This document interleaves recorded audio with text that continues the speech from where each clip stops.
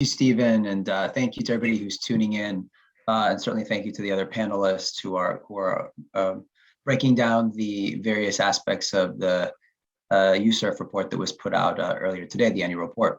So with respect to Saudi Arabia and Egypt and Bahrain, which are the three countries I was asked to touch upon, I'm just going to kind of briefly go over some top line commentary for each of those countries, and then I think I'll look forward to more questions and conversation, later on from those that are tuning in.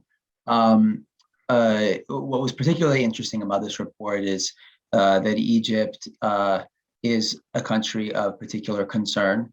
And so I'll start with Egypt. It is a country that has a sizable Christian minority in terms of numbers, just a little over 10 million Coptic Christians and some other smaller denominations, in addition to some other religious minorities as well.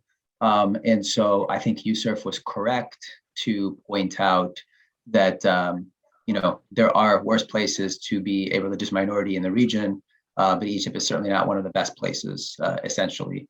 And in fact, we've seen waves of instability that has affected, I think, all Egyptians, regardless of their religion, but in particular has had outsized impacts on some of the religious minorities in the country because of the existing laws in Egypt that favor the Muslim majority, and some of the lack of laws that protect religious minorities in the country.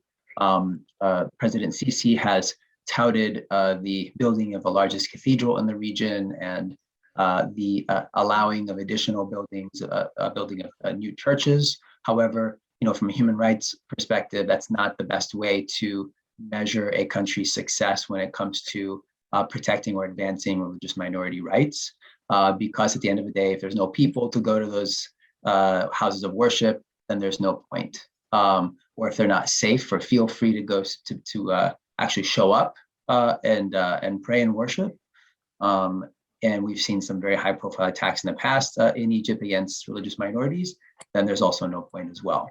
So, we think that all of these, particular points that are laid out in the in USCIRF's report are valid. However, we would like to see a little bit more detail in terms of what the path forward is for Egypt under Sisi in order to address some of those concerns in the past. So moving on to Bahrain, another country of concern that was actually removed from any of the lists and designations on this year's report. That is something that's raised flags for me as a human rights advocate here based in Washington, D.C., because we know that Bahrain has had egregious human rights violations against its Shia majority population. This is a population that has taken to the streets in various waves of protests. It started with the Arab Spring, although that was not the first time they took to the streets, but it was certainly the most high-profile moment where they flooded the streets and were met with live bullets and were met with a ferocious crackdown by the ruling authorities in Bahrain. Bahrain is a country that receives a lot of U.S. military assistance and training and financial backing. And it is one that we had a very hard time getting the Trump administration and even the previous administration, the Obama administration, to pay particular attention to the collapsing human rights situation in the country for all Bahrainis, particularly for the Shia majority, whom are sort of viewed as responsible for some of the unrest in Bahrain, at least from the perspective of the ruling monarchy.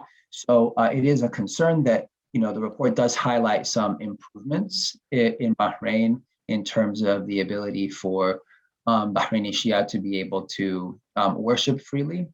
However, the realities exist that this is a minority that still feels deeply oppressed and marginalized, and it's a concern for us that they're not listed, or that the country is not listed at least as one of particular concern for USCIRF. So, and then finally, I think going to the another very prominent Gulf country and ally of the United States, Saudi Arabia.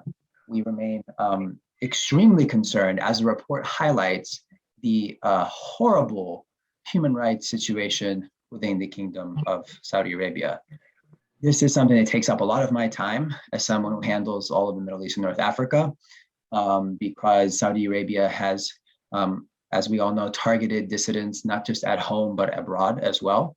They're responsible for various interventions and other regional conflicts in the region, most notorious for their role in the Yemen conflict, the Saudi UAE-led coalition in Yemen, responsible for war crimes violations.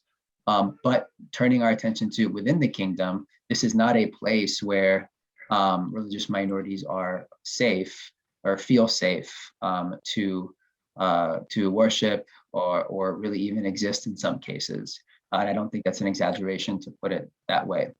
And so I think that the report highlights the plight of many of these religious minorities, in addition to ethnic minorities and racial minorities from Southeast Asia, South Asia, and Sub-Saharan Africa. It correctly points out the human rights conditions these communities face in Saudi Arabia and the consistent human rights violations they face.